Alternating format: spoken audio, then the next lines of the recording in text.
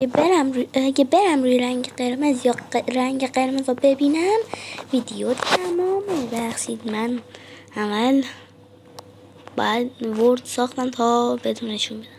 من که قلب و این زیرم حساب نیستن و هدف اونم نم که دایمنده. امیدوارم بتونم دایمند پیدا کنم و اول از همه شو بزنیم و چیزای دیگه چیزایی که باعث میشن این نارنجیه، چیزایی که باعث میشن ما ویدیو تموم بشه، مثل چیزای قرمز، مثل من اون قارچه گنده، گلای قرمز یا دیگه چی نمیدونم دیگه چی از این درخت ها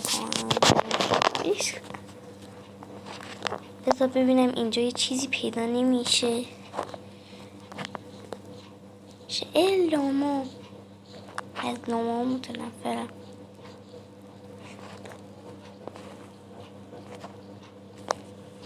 رسیدیم به این جنگل ها.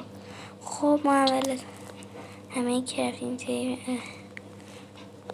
خودشون باید درست میکنیم. حالا کرافین تیبل اینا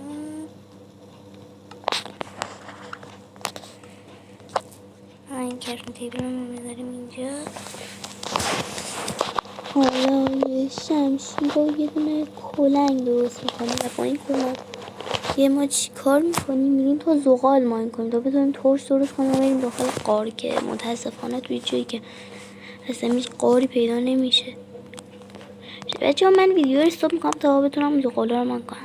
جامو عوض کردم و به جاش کلنگ سنگی درست کردم تا این زغالا رو بتونم سریعتر ماین کنم که 2 تا هم هستن.